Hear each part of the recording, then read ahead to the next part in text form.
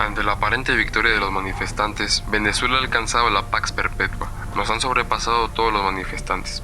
Las fronteras están clausuradas, ya que Brasil y Colombia han expresado su temor a que esos extiendan sus territorios, así que no podrán salir del país. Una vez más pedimos perdón por no haber sido competentes ante esta situación. Este es nuestro último mensaje. Que Dios esté con ustedes.